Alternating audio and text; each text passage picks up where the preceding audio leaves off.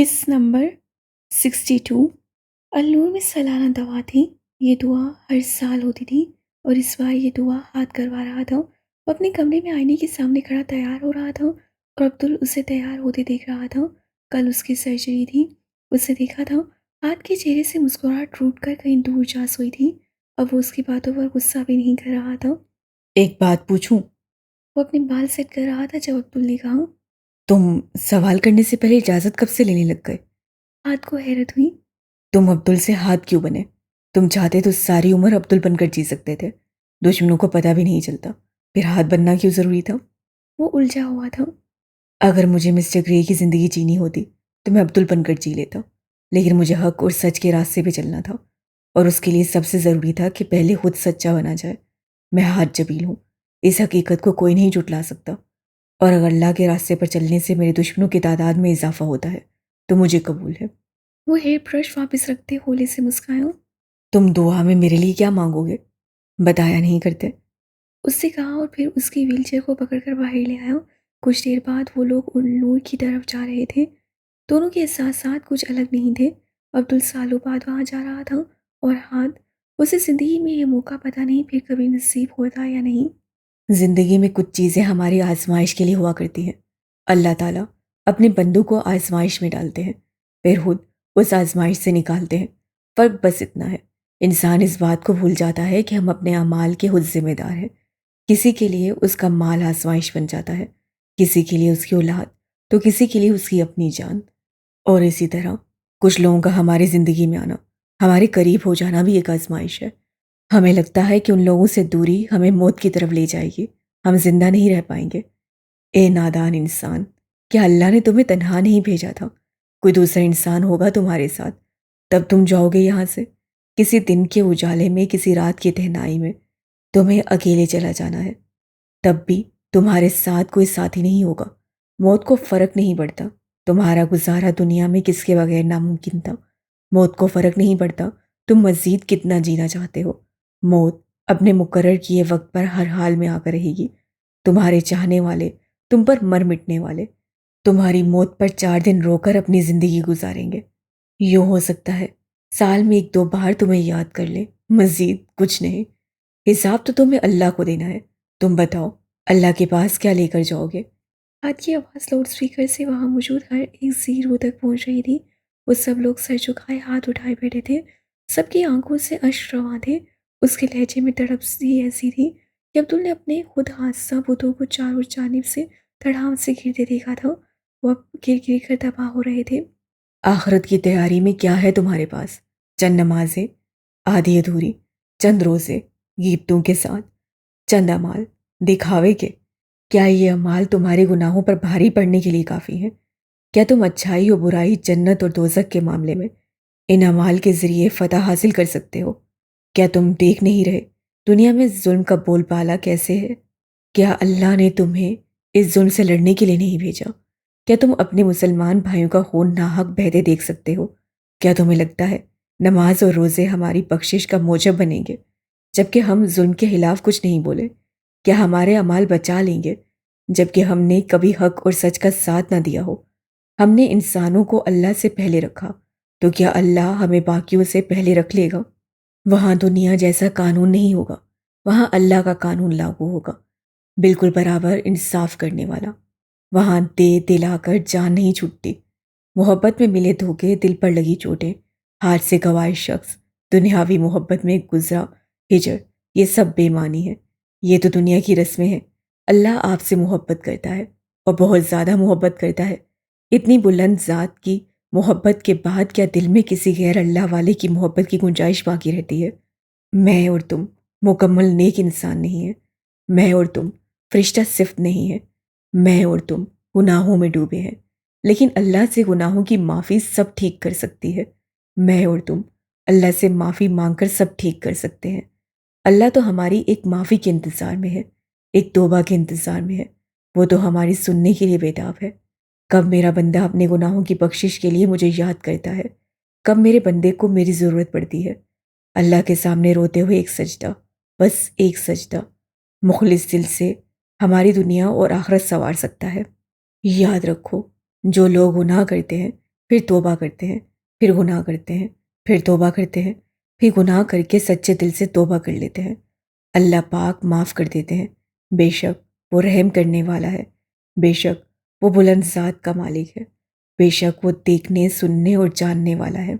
इससे पहले वक्त गुजर जाए, मौत सर पर हो, पछतावे के अलावा कुछ ना रहे, चलो आओ माफ़ी मांगते हैं, तौबा का एक सजदा करते हैं, नदामत का एक सजदा और गुनाहों से बचने का इरादा हमें आखिरत में शर्मिंदा होने से बचा सकता है। ए मेरे अल्लाह ताला, हम पर रहम फरमा। ए अल्लाह, हमारे खुदा सबूतों को तोड़ दे। ए अल्लाह, हमें अंधेरे से लड़ने की ताकत अता कर। ए मेरे रब, हमें रोशनियों से नवाज से। ए मेरे रब, इस नस्ल को रहनुमाओं की ज़रूरत है। हमारी ये नस्ल भटक गई है, हमें रास्ता दिखा। ए मेरे रब, मैं तुझसे ईमान का सवाल करता हूँ। ए मेरे रब, मैं तुझसे ईमान का सवाल करता हूँ। ए मेरे रब, हमें ईमान की दौलत नसीब फरमा। ए मेरे रब, हमें ईमान पर कायम रहने की तौफीक अता फरमा। आमीन। अब्दुल ने अपने आंसुओं को गालों पर बहते देखा था। उसकी हिचकी बन गई थी। उसका दिल किया था वो इतनी ज़ोर ज़ोर से रोए कि कभी चुप ना हो। हाँ, एक वक्त आता है, एक वक्त आता है जब हमें अपने उस साख्ता बुत नजर आना शुरू हो जाते हैं, और फिर एक वक्त आता है जब हम उन्हें टूटता देखते हैं। और आज के दौर में इंसान की सबसे बड़ी जंग उसके बुतों से है। वो जब तक खुद से नहीं जीतेगा तो कुफर के बुतों को कैसे तोड़ पाएगा? कैसे वो अल्लाह का नायब बन पाएगा? कैसे वो अल्लाह से किया वादा पूरा कर पाएगा? ए अल्लाह, मुझे पुरशिकन बना। आमीन। अब्दुल ने अपने हाथों को चेहरे पर फेरा और जब सर उठाकर देखा तो हाथ उसे ही देख रहा था। वो अब्दुल को देखकर होले से मुस्कुरा दिया। वो इतना जुल्म, इतना दुख दर्द कैसे सह गया था? उससे जुल्म का अकेले सामना कैसे किया था? क्योंकि उसके पास ईमान की दौलत थी, और जिसके पास ईमान की दौलत हो उसे कोई हरा नहीं सकता। क्या उस दिन तुमने कुछ नोट किया था? कुछ पल की खामोशी छाई। मैं भी कितना पागल हूँ, क्या पूछ रहा हूँ? तुम भला कैसे नोट करोगी? खुद ही सवाल जवाब कर रहा था। जिंदगी में बहुत बार मैंने हाथ को मारा है, बिला वजह, जानबूझकर, गुस्से में, और उसे टॉर्चर करने के लिए। उससे कभी मुकाबला नहीं किया, करना ही नहीं चाहा।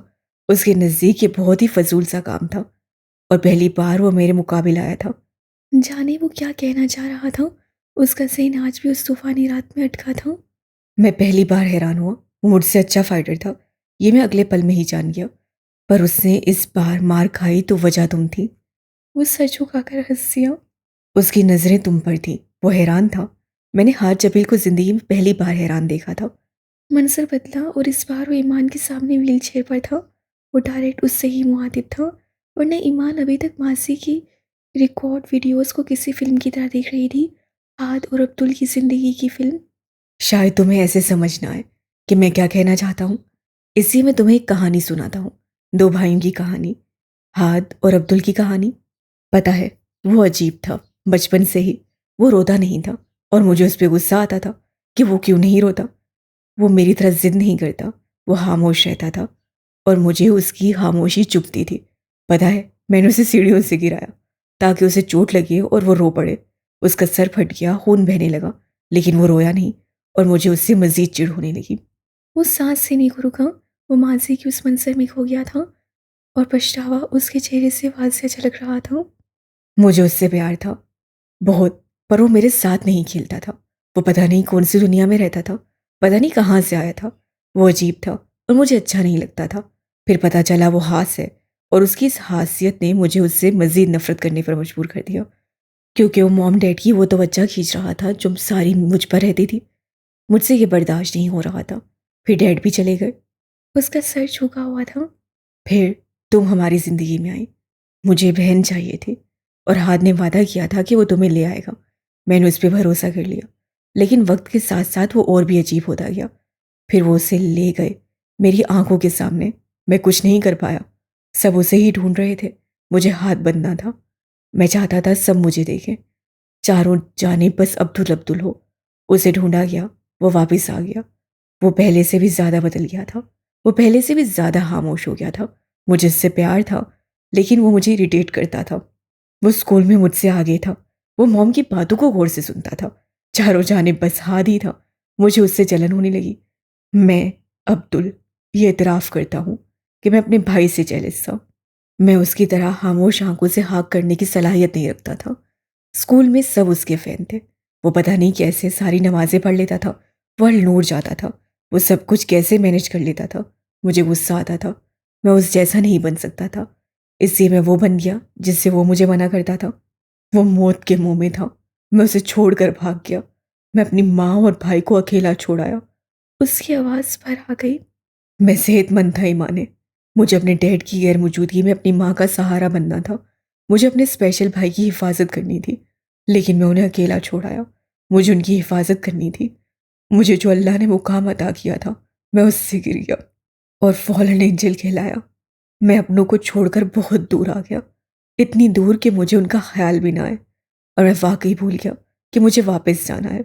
मैंने अपने आप को मसरूफ़ कर लिया, इतना कि कभी तुम्हारा ख्याल भी नहीं आया। मैं तुम्हें भूल गया था ईमाने, क्योंकि मैं हाथ को पुख्त करके आया था और मैं जानता था वो कायम रहेगा, पर मैं खुद भूल गया। म- मैं पता नहीं क्या बन गया। मुझे मार धाड़ और लड़ाई झगड़े के अलावा कुछ नहीं आता था।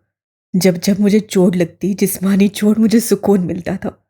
मैं अपने अंदर की इस तकलीफ को कम करना चाहता था, जो किसी सूरत खत्म नहीं होती थी। मैं अपने बाप को ढूंढना चाहता था। मैं आरजे बनना चाहता था। मुझे रूहान जबील नहीं पसंद था। अगर वो आरजे रहता तो सुकून से जीता। रूहान जबील बनकर उसे क्या मिला? मुझे इसलिए अच्छी लड़कियों से उलझन थी। मैं उनसे दूर रहता था, और फिर एक दिन मैं हेजल से मिला। हेजल मलिक, वो मेरा अक्स थी। वो बिल्कुल मेरी जैसी थी, सारी दुनिया से नाराज और गुस्सा, अपनों से नफरत करने वाली। वो भी दुनिया को जलाकर राख करना चाहती थी। मैं मुतमिन था कि मुझे मेरी जैसी लड़की मिल गई, लेकिन फिर उससे कुछ लबों पर जुबान फेरी। हाथ कहता है, कुदरत जब हमें हराती है तो वो बाहर की चीज़ों का सहारा नहीं लेती, वो हमें अंदर से जकड़ती है। और फिर कुदरत ने मुझे जकड़ लिया। फिर तुम आई माने, तुम। और मैं हैरान रह गया। तुम भी आरजे से मिलना चाहती थी। तुम रूहान जबील से अकीदत रखती थी। तुम्हारे बैग ने मेरी तवज्जो अपनी जानिब खींची, और तुम्हारी ज़ात ने मुझे बेचैन कर दिया। मैंने सबसे वो सवाल किया, did it hurt when you fell from heaven? लेकिन किसी को मेरा सवाल समझ ही नहीं आया। किसी की आंखों में वो तासुर नहीं उभरा जो तुम्हारी आंखों में था, वो हैरानी, वो बेचैनी। तुम ये सुनकर परेशान हो गई थी। फिर मैंने तुम्हारा रिकॉर्ड निकलवाया। मैं तुम्हें पहचान गया था। तुम वही ईमानी थी जिसके लिए मैं हाथ को पाबंद कर आया था। तुम वही ईमानी थी जिसकी मुझे भाइयों की तरह हिफाजत करनी थी। तुम वही ईमानी थी मैं जिसको खुश रखना चाहता था, पर वो गहरे कर्ब से गुजर रहा था। उसकी आंखों से आंसू बह जाने को तैयार थे। अब्दुल एक बार फिर से अपने मुकाम से गिर गया। तुम्हारे लिए मेरे जज्बात बदलने लगे। तुम दुनिया से बेजार थी। तुम्हारी आंखों में एक अजीब सा दर्द था, वो दर्द जो हाथ की आंखों में होता था, पर उससे कभी नहीं कहा। तुम्हें देखकर मुझे वो याद आया। मैंने बहुत कोशिश की तुमसे दूर रहूं। मैं जिस लड़की के लिए अपने भाई को पाबंद कर आया था, उस लड़की के लिए अपने दिल में उठते जज्बात को देखना किस कदर अजियत था। मैं फिर से गिरा, और फिर से उतनी ही तकलीफ हुई जितनी हर बार होती थी। मैं भाग जाता था, तुमसे दूर रहने की कोशिश करने लगा, लेकिन रह नहीं पाया।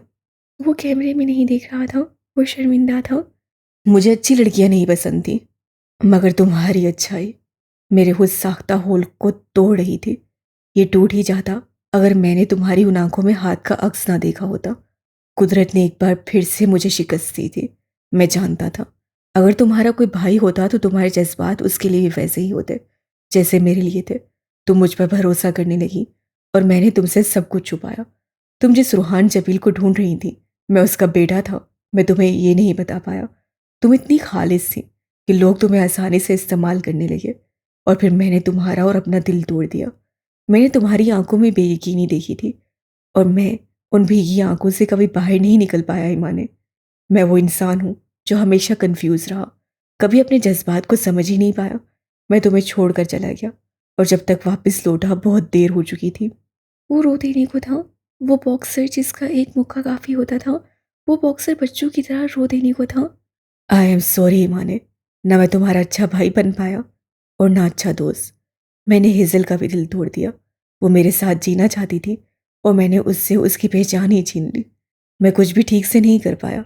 मैं जानबूझकर सब खराब करता रहा, हमेशा अपनों से लड़ता रहा, हमेशा वो किया जिससे मुझे मना किया गया। और देखो आज मैं क्या हूँ।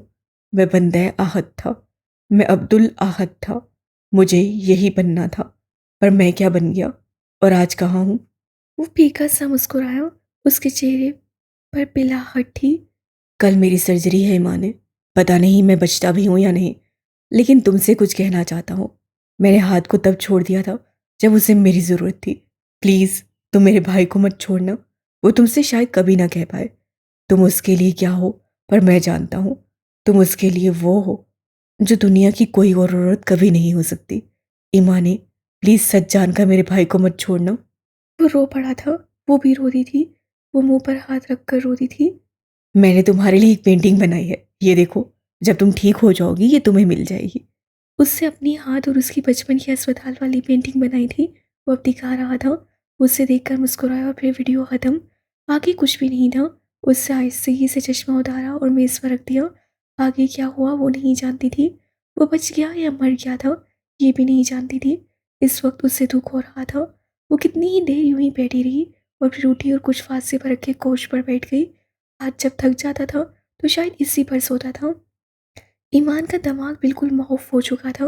वो नहीं जानती थी सब कैसे और क्यों हुआ था। वो इस वक्त सोना चाहती थी। उससे कोच पर रखा कुशन सर के नीचे रखा और वहीं लेट गई। उसकी आंखों से आंसू बह रहे थे। उसे खामोशी से आंखें बंद कर ली जैसे ये सब ख्वाब हो। और जब वो सो जाएगी तो आगे की दुनिया में उठ जाएगी जहाँ सब नॉर्मल होगा। वो 1 बजे वापस आया था। उससे जल्दी निकलने की बहुत कोशिश की थी पर इतना बड़ा हुजूम था और आखिरी कॉन्सर्ट था कि अब्दुल के फैन उसकी जान ही नहीं छोड़ रहे थे। वो बिल्कुल थका टूटा हुआ था। दाऊद ही उसे लेने आया था और वही छोड़ गया था। उससे गाड़ी में ही अपना हुलिया बदल लिया था। अब वो हाथ था। न लंबे बाल थे न बड़ी दाढ़ी। न हाथ पर टैटू और ना वो कपड़े। वो सीधा अपने ऑफिस में आया जहाँ वो ईमान को छोड़ गया था। उसका चश्मा मेज पर रखा था और वो कोच पर लेडी सो रही थी। वो सीधा उसके करीब गया। वो झुका तो उससे ईमान की पलकें भीगी नजर आईं। वो रोते रोते सो गई थी। उसके बाल जो चूड़े में मुकेद थे वो अब खुल चुके थे। उससे अपने हाथ से उसकी आंखों के किनारे साफ किए। आई एम सॉरी माने, मैंने तुम्हें पहले नहीं बताया। उससे होली से सरगोशी की। शायद वो गहरी नींद में थी। फिर उसने मेज के दराज से स्लीपिंग पिल्स निकाली। वो भी सोना चाहता था बिल्कुल उसकी तरह ताकि किसी और दुनिया में उठ सके। वो खुद जितनी तकलीफ में था ये सिर्फ वही जानता था। वो किसी से बयान नहीं कर सकता था। उससे पानी का गिलास उठाया और चंद गोलियां निकलनी। फिर उससे दूसरा कुशन उठाया और कोट से कुछ फांसे पर नीचे नर्म और नाजुक कालीन पर रखा और फिर वहीं लेट गया। उसकी जानिब करवट लिए उठ लेटा था। दानी करवट, दाना हाथ चेहरे के नीचे। वो उसे देख रहा था और देखता रहा। काश मैं कभी तुम्हें बता पाऊँ कि तुम मेरे लिए क्या हो। वो उसे ही देख रहा था। उसकी आंखें जल रही थी और दिल भी। मैंने कभी किसी औरत की चाह नहीं की माने, सवाए तुम्हारे। वो उसे देखते हुए सोच रहा था। वो उसे देखता रहा। वो यूं ही लेटा रहा खामोशी से।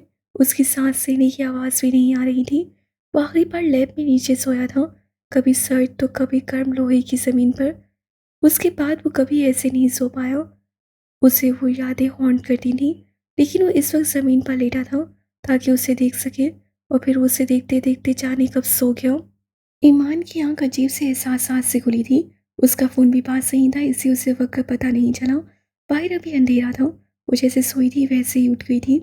किसी और दुनिया में नहीं उठ पाई क्योंकि हकीकत यही थी। उसे यहीं उठना था। और जैसे ही उसकी नज़र अपने से कुछ फासले पर ज़मीन पर सोए हाथ पर पड़ी वो साकित रह गई और फिर झटके से उठ बैठी।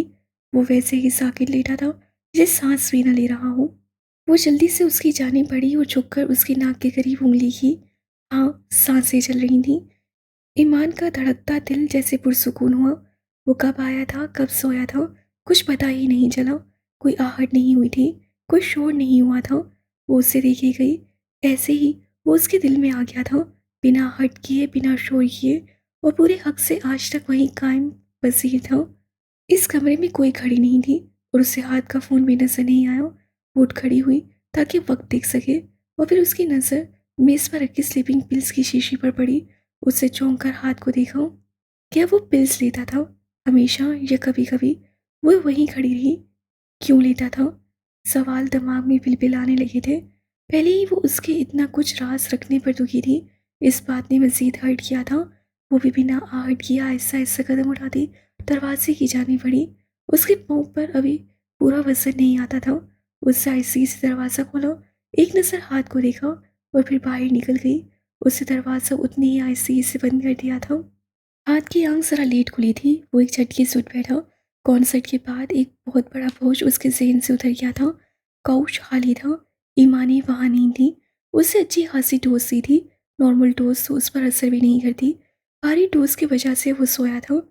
ईमानी, वो उठते ही दरवाजे की जानिब भागा। अब उसका रुख कमरे की तरफ था। बेचैनी और इसराफ उसके अंदाज से वाज़िया थे।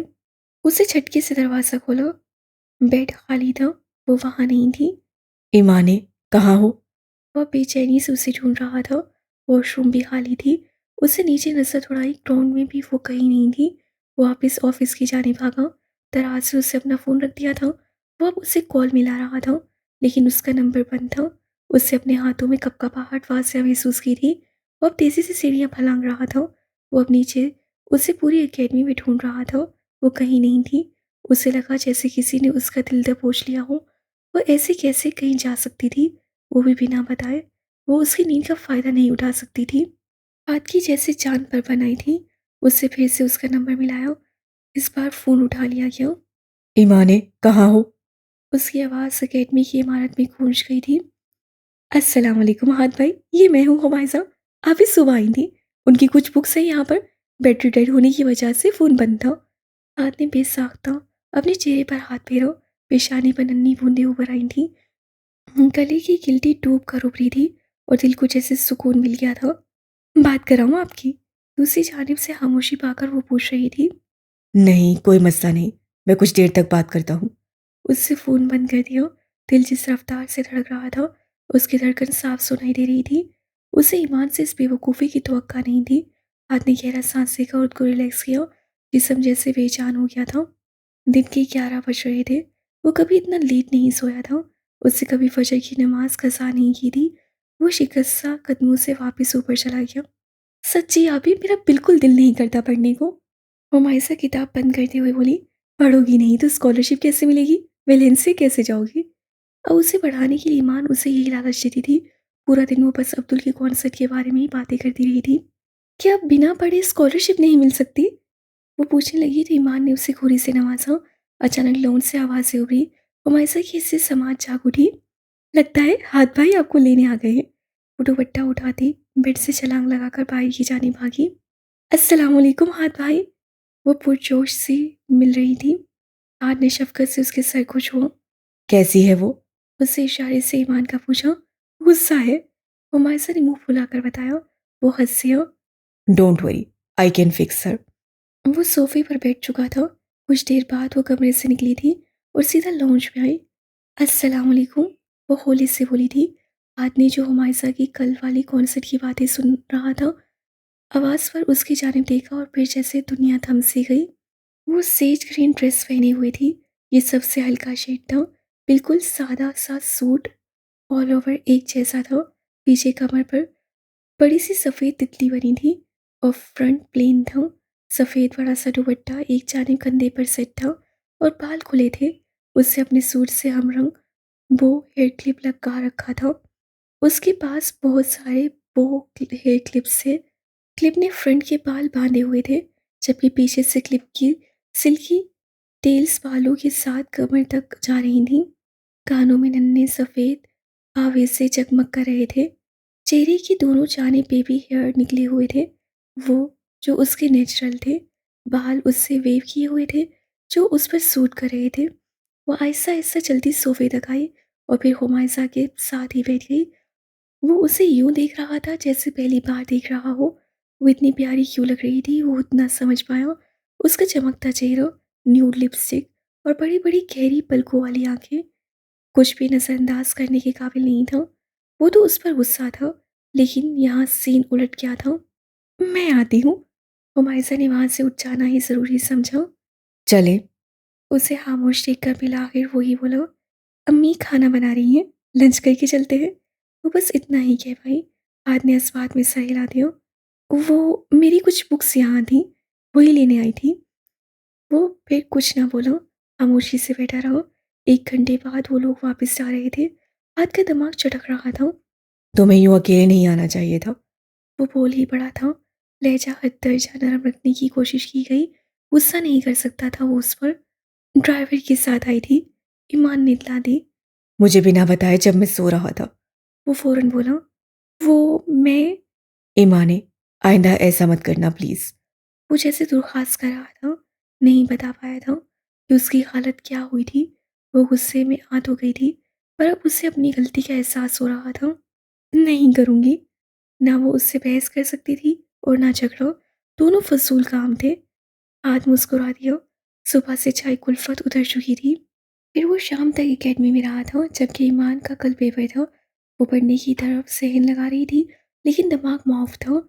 रात गुज़र जाए और दिन चढ़ आए, तो उसका एक बड़ा फ़ायदा होता है कि इंसान जज़्बाती तौर पर इतना कमज़ोर नहीं रहता, जितना रात को होता है।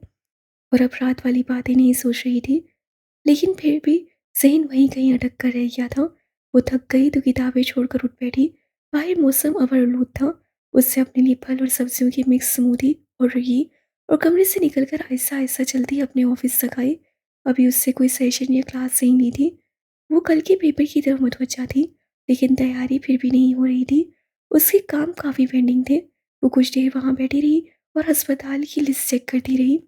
वहाँ भी कुछ काम होने वाले थे। उसे अस्पताल का नाम बदल दिया था। वो अब हीलिंग असाइलम था।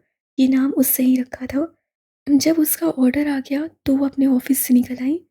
बस एक बार पेपर्स हो जाए, फिर बहुत सारे काम करने हैं। शीशे का बड़ा सा ग्लास सामने, जिसमें बेजायका सी स्मूदी थी। वो जैसे ही ऑफिस से निकली, साथ ही हाथ के ऑफिस पर नजर पड़ी। वो साथ ही था।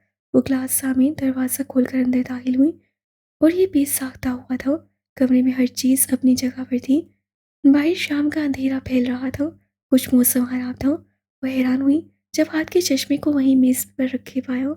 चश्मे के साथ वहाँ उसकी ब्लूटूथ डिवाइस भी रखा था। वो एक पाँव पर कम वज़न डालती मेज़ की जाने बढ़ी और फिर चश्मा उठाकर आँखों पर लगाया और साथ ही डिवाइस कान में लगा लिया और अपना फ़ोन और ग्लास साइड पर रख दिया। वेलकम, ईमा ने असिस्टेंट की आवाज़ हो रही थी। मैं आपकी क्या मदद कर सकती हूँ? वह उससे पूछ रही थी। मुझे कुछ ऐसा दिखाओ जिसे देखकर मैं खुश हो जाऊँ। वो होली से बोली। श्योर। वो अब इंतज़ार करने लगी थी, जाने एआई उसे क्या दिखाने वाली थी। उसके सामने फ़िज़ा में बड़ी सी स्क्रीन थी जो चश्मे से नज़र आ रही थी और फिर उस पर तेज़ी से नज़ारे बदल रहे थे और फिर एक जगह आकर रुक गई। रात का वक्त था, बारिश हो रही थी। मैं जीत गई, मैंने कर दिखाया। वो बरसती बारिश में खुशी से झूम रही थी। उसके साथ ईमान रॉबर्ट थी। मैंने दिल्ली की नदी को पा लिया। ईमान का दिल उछलकर हलक में आ गया। वो अपनी जगह जैसे जम गई थी। क्या मतलब? वो वहाँ था? दिल तेजी से धड़कने लगा था। ये कैसे रिकॉर्ड हुई? वो अब हैरानी से पूछ रही थी। मैंने मिस्टर जबील से इसे रिकॉर्ड करने की परमिशन ली थी। ईमान को अजीब सा एहसास हुआ। उससे फ़ोन उठाया और जल्दी से रिसेप्शन पर मौजूद लड़की का नंबर मिलाया। Good evening ma'am. दूसरी जानिब से फ़ौरन उठाया गया। मुझे मेरी फ़ाइल चाहिए राइट नाउ। अब सोच रही थी कि उससे आज तक अपनी ऐसे पेशेंट फ़ाइल चेक नहीं की थी। इससे पहले क्या हुआ था? ईमान ने धड़कते दिल के साथ पूछा। गले में कांटे चुभ आए थे।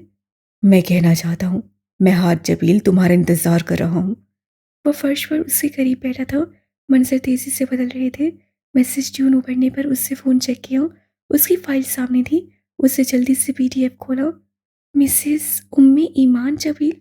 वो वहाँ हाथ जबील की फ़ाइल के नाम से एडमिट थी। तो क्या वो वहीं था? क्या वो हमेशा से था? उसकी हालत अब अजीब हो रही थी। पूरे जिस्म में बेचैनी फैल गई थी। वह बस स्टॉप पर थी। वो उससे करीब आया और उसके कंधों पर अपनी जैकेट डालकर चला गया था। वार्डन उसे हॉस्टल से धक्के देकर निकाल रही थी। वो अब उसकी बाहों में झूल गई थी। वो अब वेलेंसिया में थी। वो अकेली पार्क में बैठी थी। वो हर जगह था। कैसा इंकशाफ था ये! उसका दिल डूब कर उभर रहा था। पता नहीं वो कहाँ होगी, कैसी दिखती होगी। वो लैपटॉप पर काम करते कह रहा था। आपने मेरा नाम ईमानी क्यों रखा?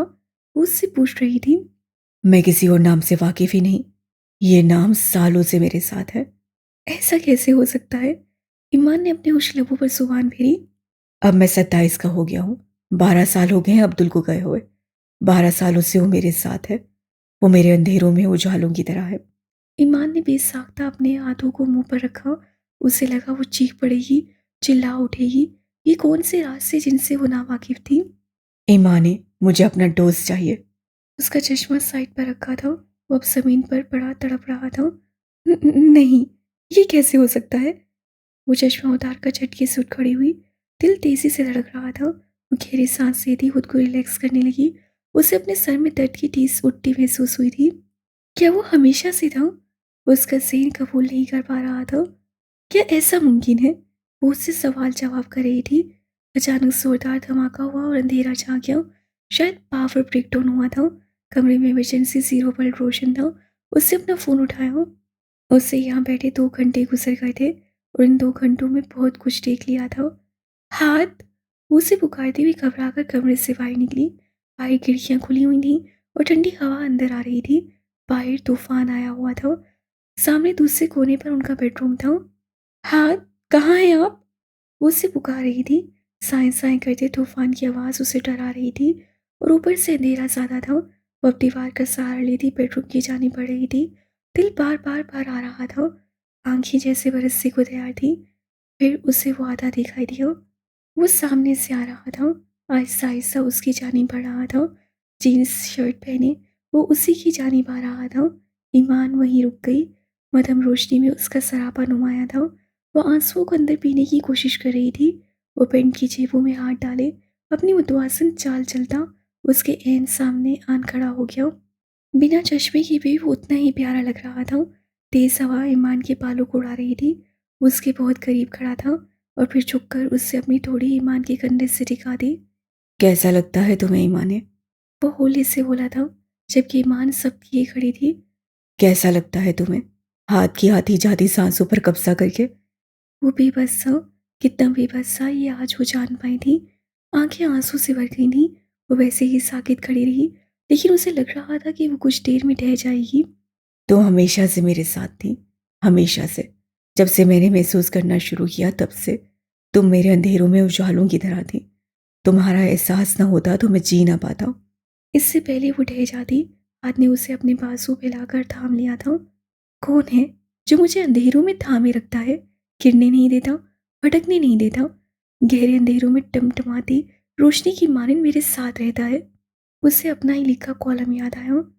तो वह हाथ था, वो हमेशा से था, उसकी दुआओं में थी। फिर कैसे भटक सकती थी, कैसे गिर सकती थी? आंसू पलकों की बाढ़ तोड़कर हाथ के कंधों में जज्ब होने लगे। वो समझ रही थी कि अल्लाह हाथ को उस तक लाया था। वो उसे चाहती थी और उसे उसकी चाहत से नवाजा गया था। वो गलत थी, उसे हाथ तक लाया गया था। हर दर्द, हर तकलीफ से गुजार कर, मुशारिफ हसन जैसे शख्स के चुंगल से निकाल कर उसे लाया गया था। ये हाथ की मोहब्बत थी जो उसे खींच लाई थी।